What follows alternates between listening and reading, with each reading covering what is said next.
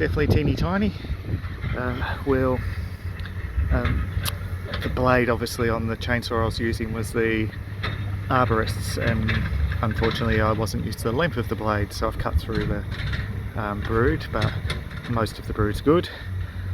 We'll get the hive out, then catch the queen along the way, and then come back after dark to collect what's left, as in collect the hive with all the bees back in the box.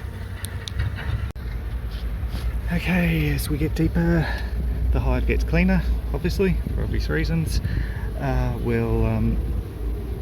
We've got maybe 2 more sheets of relatively big worker brood, and we still need to find that lovely queen. We'll odds on end up smoking her out. Okay, I was telling the arborists and the worker on site that this hive looked really weak, and as you can see, this infestation of hive beetle is a demonstration of just how weak the hive is. Hives that are strong don't have this quantity of hive beetle in them. It's the same situation over this side. So yeah, it's definitely a weak hive. It's going to take a lot of work to get it back up to full health. So there's some more brood still in there. The hive curls back up on itself, so it goes up behind this piece of timber.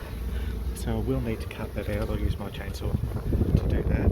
However, I want to get the bees out of here and queen, so I'm going to get my smoker and spend maybe up to half an hour or to an hour smoking the bees to push them out of the hive. I'll set up the nuke box just here, so that way as they leave, they fingers crossed run straight into the nuke, because I've already got some brood and whatnot in there. As they're leaving, we've got to just catch the queen. There we go.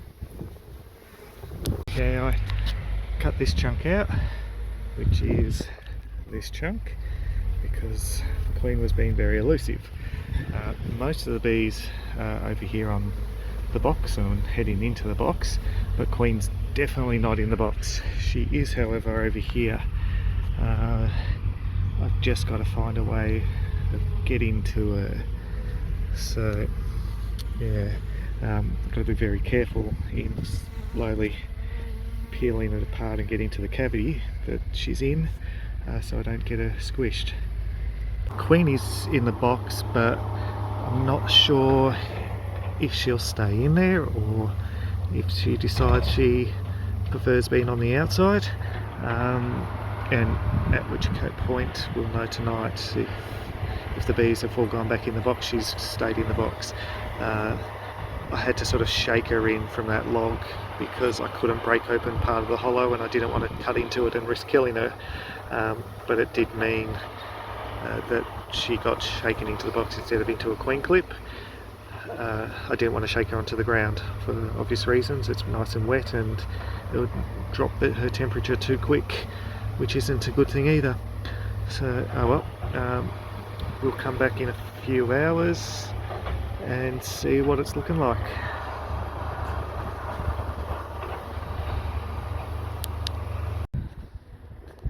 Okay, so good news is Queenie did stay in the box. There's heaps of bees in the box.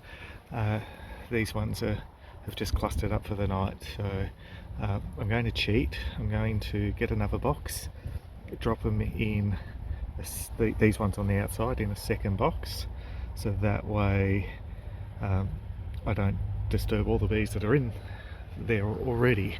And then at quarantine tomorrow, when it's a little bit drier, I'll put them all back together. So there we go. There's a little cluster up there too. We'll sort them out. In terms of the hive, it's all out. If Queen was still in the cavity, somewhere in the cavity, you'd have heaps of bees clustered in the cavity around her. so well aware she's not in the cavity, or that she hadn't gone back into the cavity after I shook her into the box. But there we go, nice and easy.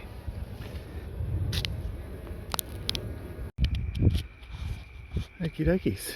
So here we have